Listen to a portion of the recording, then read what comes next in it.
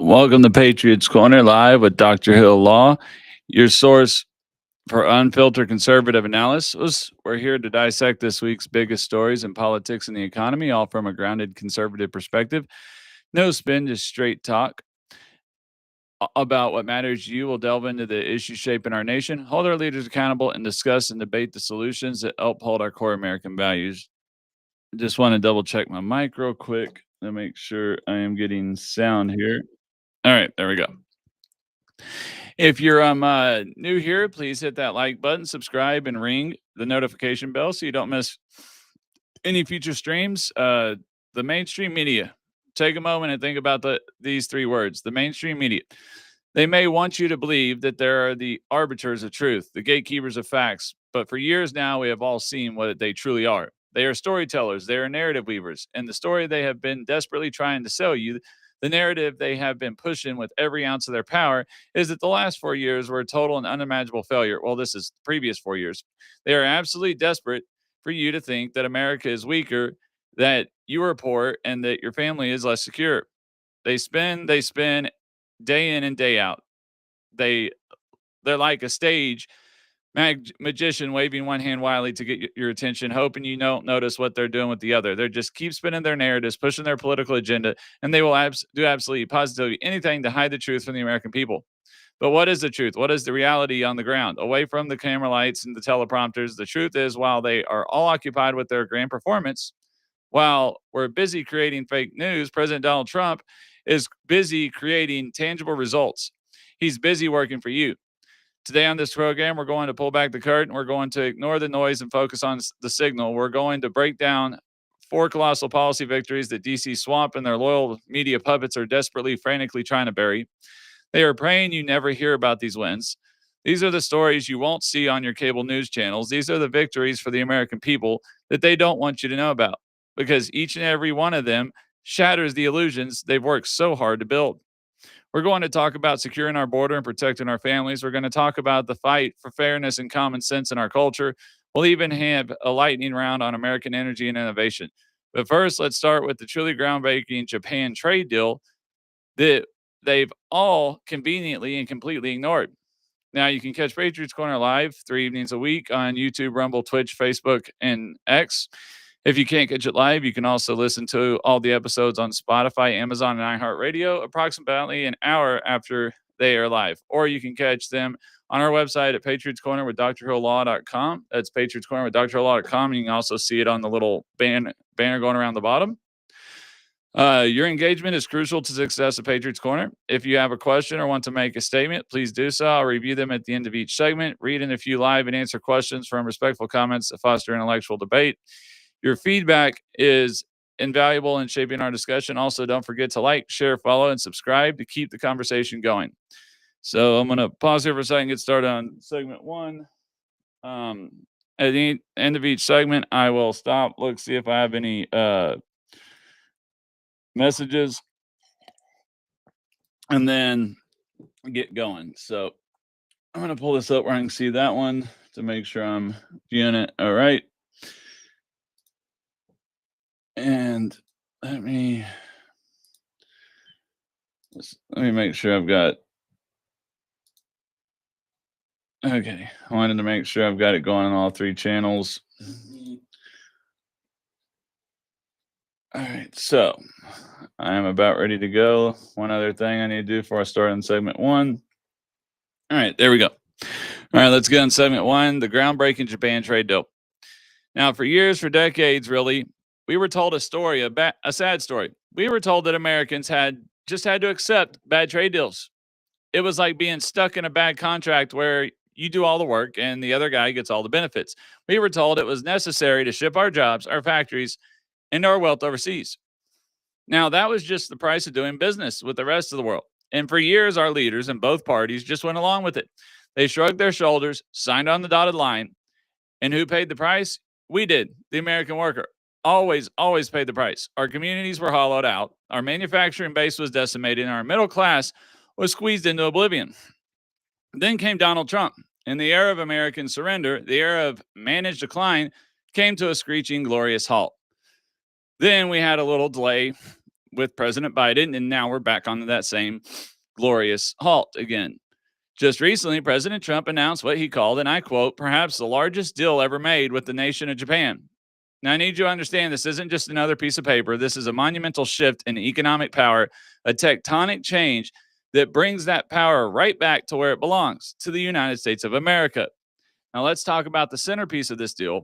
A number so massive it's hard to comprehend. The deal includes a staggering $550 billion Japanese investment vehicle.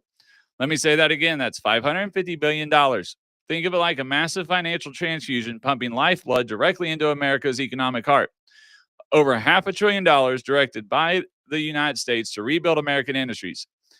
That money is flowing directly into our country, into our heartland, to build up our factories, to modernize our infrastructure, and to uplift our communities that have been fighting for far too long. And what does America get for this? Well, for starters, Japan has finally opened its notoriously closed off markets to American made products. We are talking about American cars and trucks finally getting a fair shot. We're talking about our farmers, the very backbone of this great nation, being able to sell their high quality rice and countless other agricultural products to Japan. This is a massive game changing win for farm country and for our entire manufacturing heartland. It's a victory for the rancher in Montana, the farmer in Iowa, and the auto worker in Michigan. But here's the genius of the deal that the media will never explain to you. President Trump used leverage. He wasn't afraid to be tough. After threatening a 25% tariff on Japanese goods, he secured a deal with a 15% reciprocal tariff. Think of it this way. A tariff is like a toll booth on a highway. By placing a smart toll on goods coming in, you give foreign companies a powerful reason to avoid the fee by building their factories on your side of the highway. It gives them an incentive to build their factories and create their jobs right here in America. White House projections based on this single deal estimate the creation of hundreds of thousands of new American jobs. This is the America First agenda in action.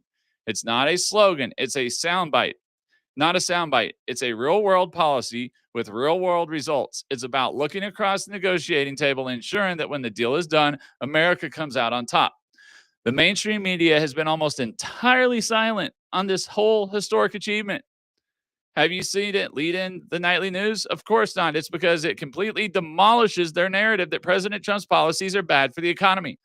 They cannot report on this because it proves that a tough, smart America First negotiator is exactly what this country needed to win again. And that's why they obviously Fox covered it, but Fox actually is more fair and balanced and shows both sides. They actually show the good things about Trump and the bad things, unlike MSNBC, CBS, ABC, CNN, all those. I haven't seen one story about this on there. And if it is, it's a half-cocked truth or outright lie about it. All they focus on is the 15% tariffs. They don't focus on all the other stuff. And what people forget is tariffs are literally like a corporate tax. What did President Trump just do? He just gave more corporate tax breaks. So the tariffs won't have as much of a high effect as they try to claim because of the fact that we'll balance out with the tax breaks. So now as we come to the end of our first segment, I would like to remind you to please like, comment, follow, or hit the subscribe button so you won't miss future episodes. Also, I will now take any questions and reply to a few comments before starting the next segment. Please also don't forget to check out our website. You can see it right down there on the little bar going across the screen, so I'm not going to read it out loud. You can sign up there for free access to access our weekly blog, receive notifications about our next live show, and hit the subscribe button, which takes you to our locals community. There you can support the show, gain access to extra content, and participate in one-on-one discussions. I'm going to pause here, guys, just trying to see if I have any messages right now. So it looks like everybody right now is either one viewer in Twitch, and I guess the rest is 2 in X, 3 in Rumble, 1 in. All right, let me check my X page because I know X doesn't show me. I still got to figure out on X how to check the video settings and everything on there, and how to check the I gotta figure out how to check the messaging on there. But I'm gonna go ahead and get started with segment 2, securing the border and protecting our families. Now, and this America First policy isn't just about rebuilding our economy, it's about something even more fundamentally, securing our nation. And that brings me to our next point, the massive crackdown on illegal immigration and the horrific crimes that come with it that you never hear the left talk about. Now, think about your own home. You lock your front door at night, don't you? Not because you hate the people outside, but because you love the people inside. An open border is like an unlocked door. It just doesn't let in people looking for a better life. It gives an open invitation to predators, criminals, and monsters who exploit the chaos. The open border zealots ignore the human traffickers, the drug smugglers, and the violent criminals who slip through and prey on the most vulnerable among us. But under President Trump's bold leadership, our brave law enforcement officers are no longer fighting with one hand tied behind their backs. The handcuffs are off. They are like a guard dog that's finally been let off the leash to do its job, to enforce our laws and protect the home. And now, literally, almost nobody crossed the border last month, almost zero. So let's start in Houston, Texas. You probably didn't see this lead in the nightly news either. This past June, ICE announced they had arrested 1,361 criminal aliens in the Houston area just in 1 month. Let me say that again, 1,361 arrests in a single month in a single American city. And these weren't just people looking for a better life. Let's look at who ICE actually took off the streets. The list is sickening. It included 32 individuals convicted of child sex offenses, 9 convicted for homicide-related offenses, 16 were documented carrying card members of transnational gangs and drug cartels. ICE even arrested a man named Artemis Wilson Gonzalez, a Cuban national convicted back in 2003 for hijacking an airplane. They arrested Arnolfo Olivares Cervantes, or I'm going to butcher that name, a member of the Los Mexicales gang who had illegally entered the U.S. 6 times and had convictions for trafficking cocaine and even attempted murder. They arrested Luis Vasquez Estolano, a man deported 6 times with convictions for homicide and aggravated robbery. And that's not including the video that just came out today or earlier this week on Monday or Tuesday of the guy literally dragging a woman back to his sex dungeon where he had been literally holding her as a sex slave. I mean, come on. This is the stuff that they don't show when they're out there protesting these anti-ICE and anti-immigration enforcement and all this. They don't show you the bad stuff. They just show you the made-up stuff. I mean, come on. We already know that the LA mayor is in big trouble for pushing that so-called false kidnapping story. And then the one of the 80-year-old guy, he wasn't even in the country they said he was, and he was actually dead in 2019. Now, obviously, the family's silent now once it was proven that he died in 2019, not 2025. So this isn't a one-off event. Just a few months earlier, another week-long operation in the Houston area arrested nearly 650 undocumented immigrants, including 543 with criminal records. The list of their crimes is a horror story: aggravated sexual assault of a minor, rape, and illegal firearm offenses. This is the reality. While politicians in D.C. virtue signal about sanctuary cities, these are the individuals their policies protect. These are the predators allowed to roam our streets because local authorities are actively discouraged from cooperating with federal immigration enforcement. This isn't just a policy debate, it's a matter of life or death. It's also proven in an interview earlier this week is why the so-called innocent immigrants get caught up in it. Because if the cities would actually hold the ICE, the criminals in their jails that are on ICE retainers or detainers, and wait for ICE to come pick them up versus releasing them back on the streets, then ICE and DHS or HSI wouldn't actually have to go look for them at their workplace or at their home or wherever they're at in the public. Now, obviously, Every illegal immigrant is here illegal. If they have to go to a job where there's one illegal immigrant working, there's probably more. So if they go there and they find they're criminal, but there's a whole bunch of other people there, they're going to check them. And if they're here illegally, then they're going to get taken in. Just because President Trump said he is not concentrating on all illegal immigrants doesn't mean he's just going to leave illegal immigrants sitting there and leave them alone because they're only there to get one illegal immigrant. They're just going to take everybody who's around them. So sanctuary cities, if you don't want your illegal immigrants getting caught up that didn't break the law other than coming here, get caught up in that, then quit not holding the criminals in jail like you would any other American citizen. I mean, the media will show you sympathetic stories about the border 24/7, but they will never show you the faces of the human traffickers being put in handcuffs. They will never show you the child predators being taken off our streets. They ignore these stories because it proves a fundamental truth that a strong border isn't about hate. It's about safety. It's about protecting the innocent from genuine, undeniable evil. Now, as we come to the end of our second segment, I would like to remind you to please like, comment, follow, or hit the subscribe button so you won't miss future episodes. Also, now we'll take any questions, reply to a few comments, and before starting the next segment, also, please don't forget to check out our website going across the screen there on the bottom, where you can sign up for free access to our weekly blog, receive notifications about our next live show, and hit the subscribe button, which takes you to our locals community. There you can support the show, gain access to extra content, and participate in one-on-one discussions.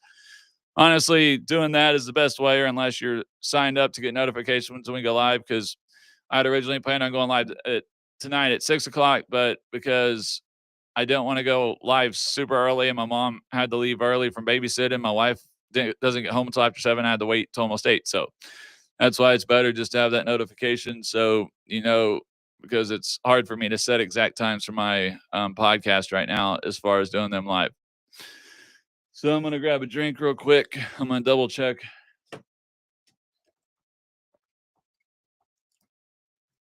Nope, that doesn't work. That does not give me, I've not figured out how to see if people are messaging in my X Lives, which I just started doing the X Lives, so I'm still learning those. Facebook, I still don't see anybody in here, even though it is on public. It should be anyways. Yep, it's public. All right. And still only one viewer on Twitch. Alrighty. I guess I will go ahead and get started with going on segment 3, Denver's deadly dose. Now let's move to Denver, a city at the heart of the American West, now on the front lines of the fentanyl crisis. This past spring, the Colorado Bureau of Investigations and DA concluded a massive interstate drug investigation. They busted a drug trafficking organization with direct ties to Mexico, and not including all the other stuff they just did recently. What did they find in just 2 residential search warrants in the Denver metro area? Approximately 800,000 fentanyl pills. That's nearly 1 million lethal doses seized in a single raid, along with fentanyl powder, meth, and heroin. The governor himself said the bust made Colorado safer, but the question is, how did it get so dangerous in the first place? How did a criminal organization with ties to Mexico set up such a massive distribution hub right in the heart of Colorado? The answer is obvious.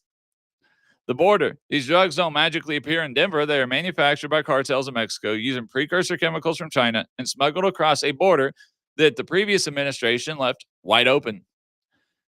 It isn't an isolated incident. In a separate bust, authorities in the Denver area seized 130,000 fentanyl pills and arrested 2 illegal aliens tied to Mexican cartels. In a raid on a house in Aurora, uncovered a large-scale fentanyl pill-making operation with equipment capable of producing 20,000 pills a day, where 3 children were also present. One of the children later tested positive for fentanyl exposure. And not including this week, there was one about they did a raid in Denver where they arrested over 234 illegal immigrants. And among those were fentanyl traffickers, sex traffickers, and child molesters.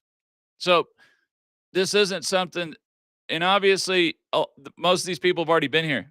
Well, obviously the border's closed now. It's the 20 to 30 some odd million that are already here. And if you think about it, 13, 20 million people come illegally to the United States. If, yes, majority of them are good. Let's say there's only 5 or 10% of them are bad. That's still a large number a very large amount of illegal criminals and people that could be halfway insane that should have never been here in the first place. So this is a war, and it's a war we were losing because on one side refuses to even acknowledge that we were under attack. In just one recent year, the DA seized over 77 million fentanyl pills and nearly 12,000 pounds of fentanyl powder nationwide. These are staggering numbers, and they represent only a fraction of what's actually getting through. Every pill, every gram of powder is a potential death sentence for an American citizen. So why was this happening? Why are our cities being turned into cartel-run distribution hubs and hunting grounds for violent criminals? A huge part of the answer is the deadly politically correct ideology of the sanctuary city. Sanctuary cities claim that it's for the safety of the community, but in reality, it's not.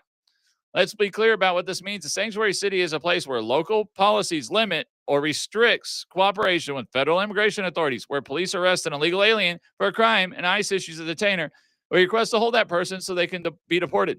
These cities often refuse to honor it. They release dangerous criminals back onto the streets.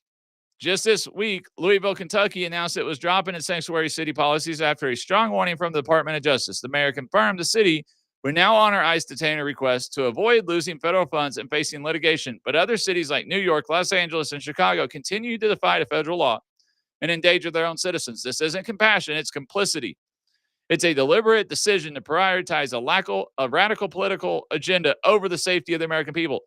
Also, since the beginning of this year, the ICE detainer request in the city of New York has gone up over 400%. That's all of Biden's term. He issued like 9,467 ICE detainer orders in the city, New York City. Just in the last 6 months, President Trump's DHS has issued over 6,000. Now, obviously, the city of New York has only cooperated with less than half of those.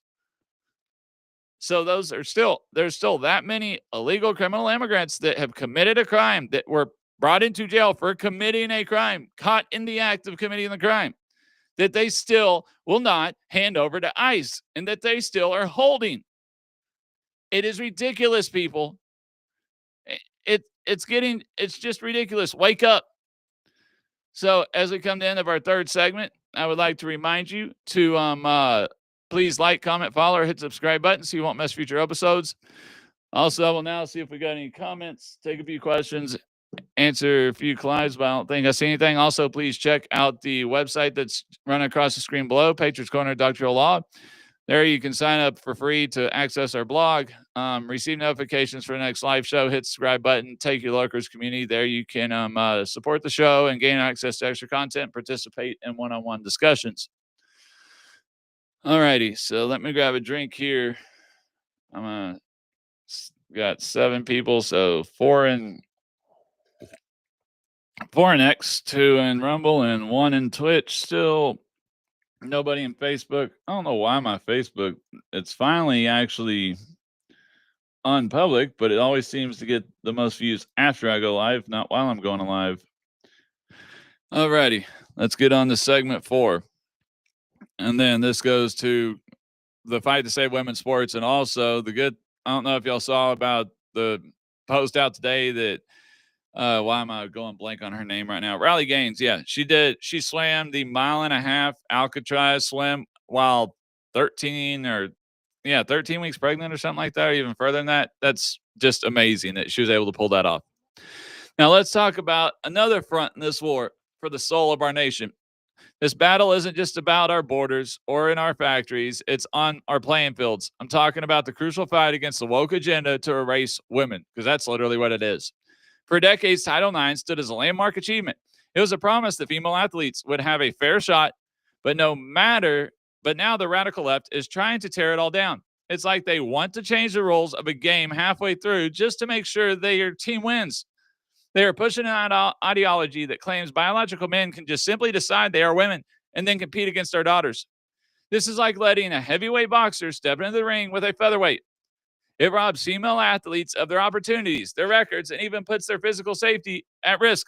Just like President Trump mentioned in his speech earlier tonight, there is a trans athlete who was on weightlifting or powerlifting, and he beat the second place girl by like 250 pounds. I'm sorry, but there's a biological advantage there. I can promise you the second place and third place, there was probably a couple pound difference, if even that. But yet somehow there's a 250-pound difference between first and second. You don't even have that on the men's side. It's still 40, 50-pound difference, 20-pound difference, 5-pound difference. It's not 250 pounds. So the argument that there's not that they don't have a biological advantage or that there's not a safety risk to the girls is just, it's insanity. I mean, even on the face of this is insanity. Who is standing up for truth? Who is standing up for common sense? President Donald Trump. And he didn't just talk about it. He took decisive action. In February, President Trump signed the executive order keeping men out of women's sports. This order makes it crystal clear women's sports are for women, and any educational institutions that refuse to protect female athletes could see their federal funding being pulled. This wasn't just a symbolic gesture. It was like a referee finally blowing the whistle on a foul that everyone saw but was afraid to call. It sent shockwaves to the sports world, and following the president's leadership, major athletic bodies are now falling in line. The NCCA updated its policy to protect female athletes, clarifying that competition in women's sports should be limited to student athletes who were assigned female at birth. And now even the U.S. Olympics and Paralympic Committee have announced it will comply, effectively barring transgender women from competing in women's events on behalf of the United States. The liberal media and woke activists call this hate. They scream that it's discrimination, but what is it really? It is reality. It is fairness. It is the simple biological truth. It is about protecting the integrity of young women to come, and for women, for this generation and for every generation to come. While the other side is pushing a radical ideology on our children, President Trump is once again the only one standing firmly on the side of truth and plain old common sense. And I will say this. Before 2012, 2013, when they legalized gay marriage, it was considered gender disorder, not gender dysphoria. And at that time, gender disorder was considered a mental disorder. It was not considered a gender dysphoria, which is a sense of feeling or sense of being, not anything else. And they were actually doing studies at the time. Well, now obviously they had to stop these studies after it because it became taboo and everything. But they had some promising studies that were actually starting to show that people who were born, either females that were born believe they want to become men, or men who are born who believe they become women. If they were men born to believe they become women, they were actually in utero exposed to excessive amounts of estrogen, and vice versa. The other way, it was excessive amounts of testosterone. Now, obviously, they couldn't keep on doing the experiments and moving forward with it to see if there was a way or to find a treatment for this. I mean, okay, anybody that has a mental disorder, we don't force them to take the medication, but we also don't sit there and tell them that they don't have a mental disorder. We also don't sit there and try to find the cure or find a treatment for them, and then we allow them to accept the treatment if they want it. But to sit there and say that it's just normal when even a good majority of even the gay community doesn't approve of transgenders. I know plenty of them who don't. Because then it makes no sense. If you want to be the different sex, why didn't you just stay with the different sex in the first place? So as we come to the end, our fifth segment, I would like to remind you to please like, comment, follow, or hit the subscribe button so you won't miss future episodes. Also, I will now take any questions, reply to a few comments before starting the next segment. Also, please check out our website, scrolling across down there at the bottom of the screen, where you can sign up for free access to access our weekly blog, receive notifications about our next live show, and hit the subscribe button, which takes you to our locals community. And there you can support the show, gain access to extra content, participate in one-on-one discussions. I'm trying to see if I still got 2 people in Rumble. I don't think I have anybody in. No, I don't know what is going on. YouTube's algorithm has not liked me lately. I was doing really good there for a while, getting really good streams, getting really good people in my amount of people in my room. In the last couple days, the last couple times, YouTube's almost been pointless to even be on. I'm getting more views, and I finally got one reaction on. I don't get that in Facebook. I got a reaction, but somehow not a viewer. That's weird. Got a like, but no view. That makes no sense. Alrighty. Now I'll get on to, and I meant to print this out earlier. I was going to try to cover when I was talking about in my first segment when I was talking about President Trump's trade deal, and I was meant to cover some notes on another thing off of my script, but I forgot to make up the notes earlier to go through it. But yeah, then also the other big leftist lie is that the tax cuts only for the rich. Right? I mean, that's just hilarious because of the fact that they conveniently ignore the single biggest change for millions of American families was that the standard deduction, the tax cuts, and the Jobs Act that nearly doubled. It nearly doubled it, and also this recently we finally made that double permanently extended. Plus, it even increased some. So it went from 6,300 for an individual to 12,000, and it went from 12,700 for an individual to 24,000. Now this year there's also a whole lot more added into that and even more. So and then also at that time it went from 1,400 per child or up to 2,000 per child. Now it's up to 2,500 per child. These tax cuts weren't for the rich; they were for the middle class. And the biggest one was the capital gains rate, the increase of amount, the amount of money that you have to make before the capital gains tax kicks in, because that capital gains tax is what kills a lot of small businesses. Because what people don't understand is there is a on the capital gains, it includes all assets, not just cash. And you can be asset rich but not cash rich, have a lot of debt, and then you have to sell your family ranch because your parents didn't put everything in a trust before they passed away, and then you owe that big capital gains tax. And now you can't even keep the money. You have to sell the ranch. You probably don't even come half the money you would have had if you had been able to keep your generational wealth. And so by doing what they did for the capital gains tax, it will actually help with generational wealth. So that's what they've got to do is it will help with restoring generational wealth versus what the left loves to perpetuate about the so-called only for the rich tax cuts when it's not. Now, I was going to do a little fifth segment over lightning round, American energy and AI dominance. And then obviously our wins just keep coming. Around American first victories that the swamp is desperate to ignore. First, energy dominance. 4 years, they told us we had to be dependent on foreign nations and unreliable so-called green energy that threatens our grid. President Trump said no more. He declared a national energy emergency on day one to cut the bureaucratic red tape and unleash American oil, natural gas, clean coal, and nuclear power. With the stroke of a pen, he signed the One Big Beautiful Bill Act, slashing the job-killing regulations and taxes that were strangling our producers. The goal is simple: reliable, affordable energy for your family, high-paying jobs for our workers, and total American energy independence so we never have to bow to a foreign adversary again, not including the 9 now nuclear power plants that will be built by Westinghouse, and some of that in Pennsylvania, some of it throughout the United States. I mean, the left acts like he's doing all this bad stuff, but yet supposedly by now we were supposed to be in a recession, and the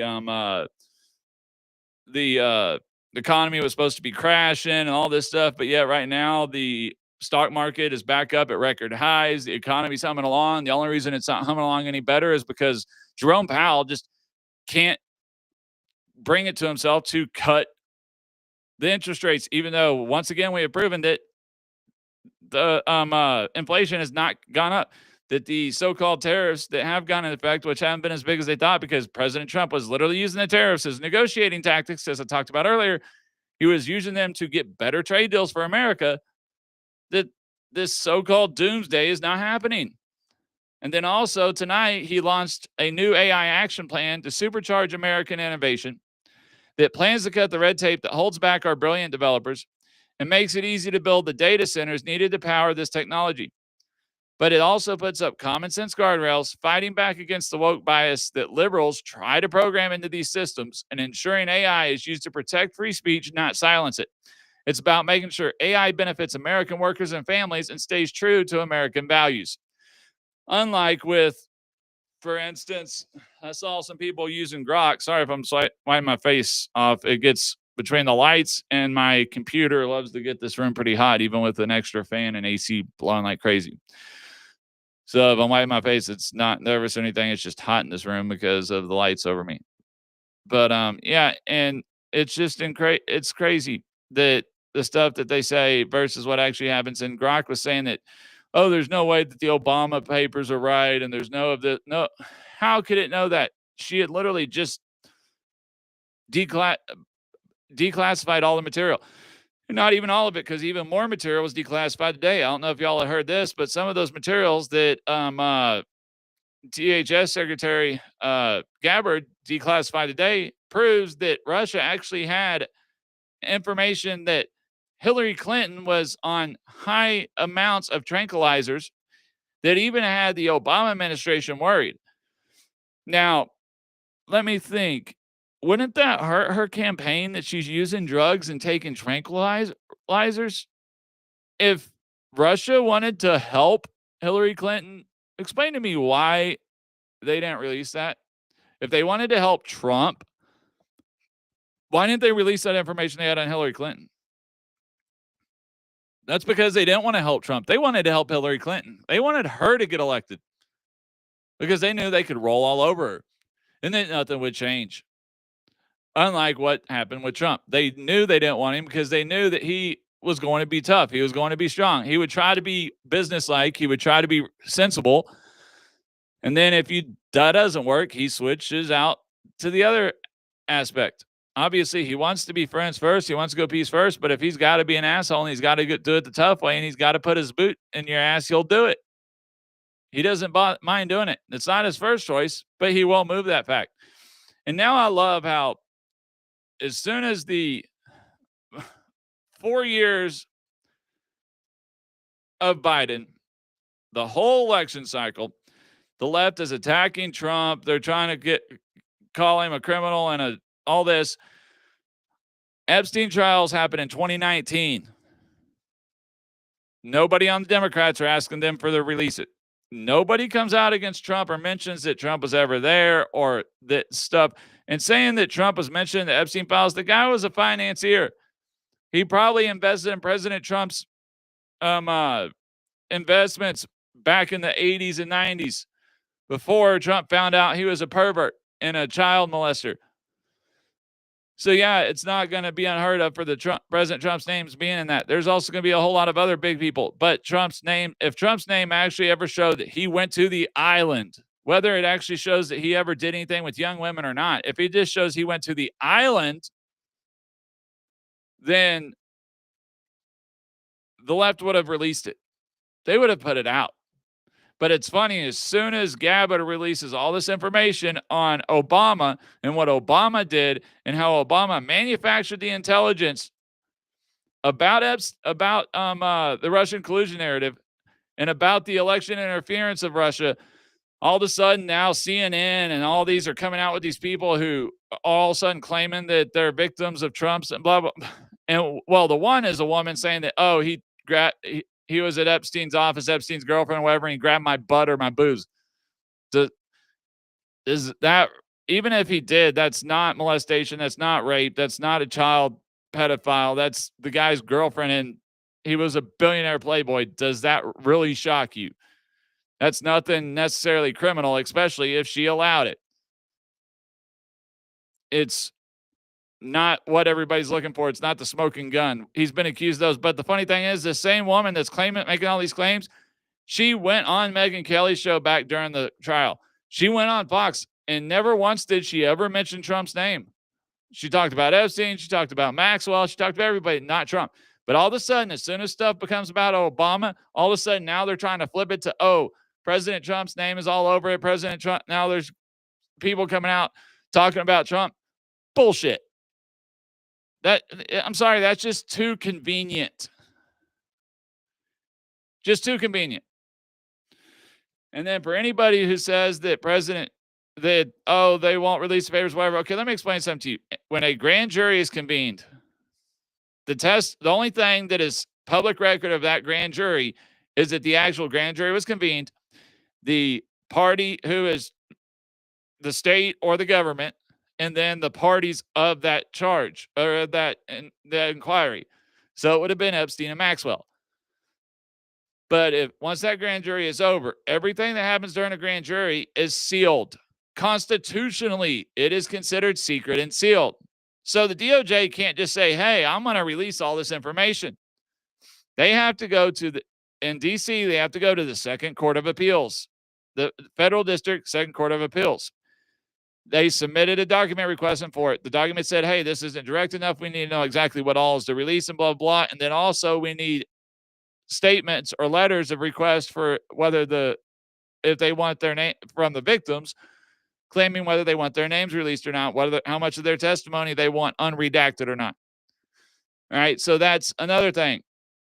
So that they haven't, the government, Trump administration has until the 29th of July to submit their paperwork. And then Maxwell and the victims have until August the 5th. And obviously Epstein is passed away, so he doesn't count because he's passed. So there's no harm can come to him. He's no longer alive.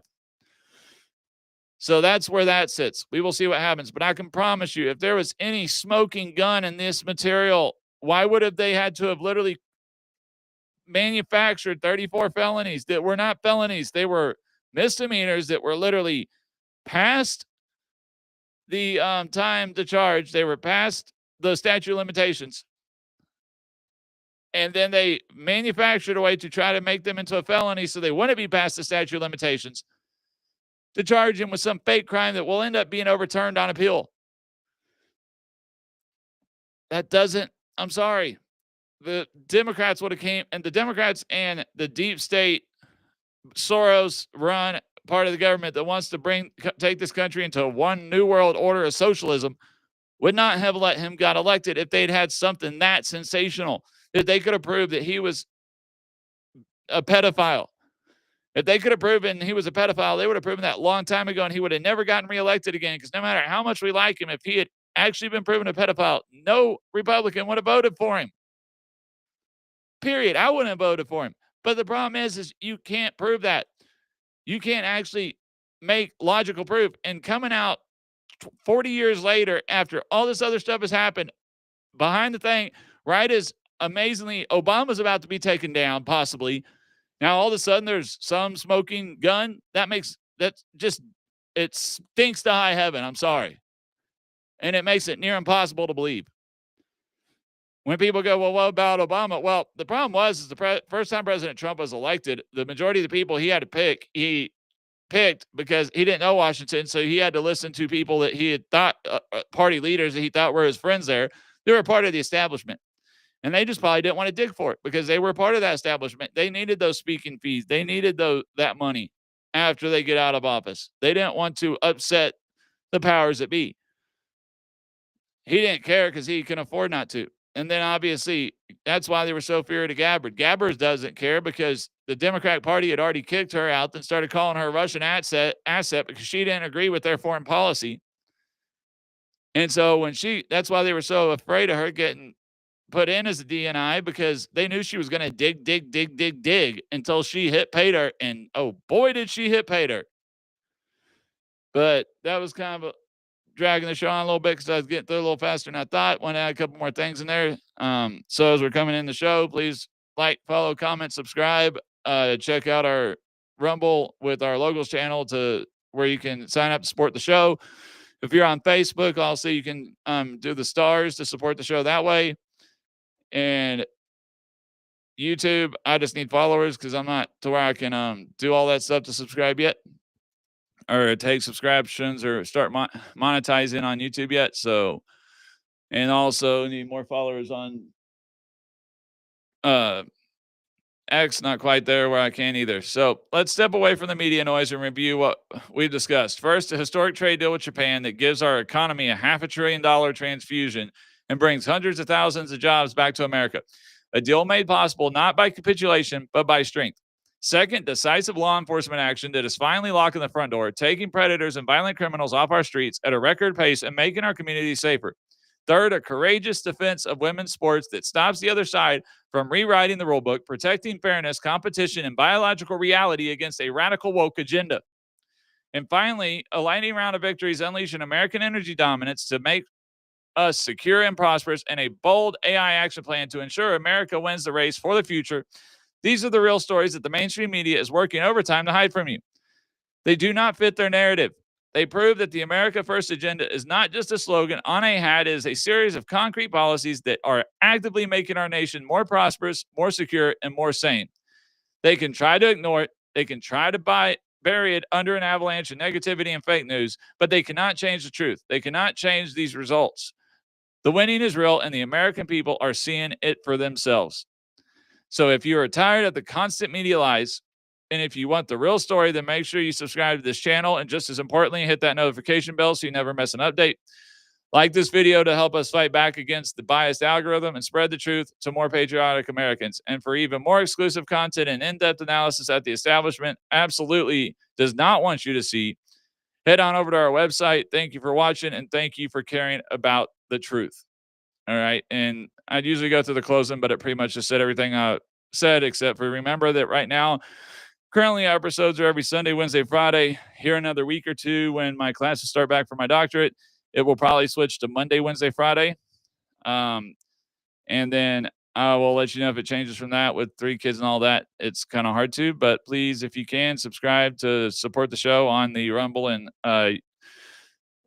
Rumble channel. And then also, please let me know if you would like to see any other different types of subjects covered and stuff. I eventually want to do more legal analysis and stuff like that, but just right now, with not being able to do this full time, working on my doctorate in law and policy, going to school full time, working full time job and everything, it's just hard to spend the amount of time I need to do the study to really analyze stuff like that. When that's the big news story that comes up, then I do it.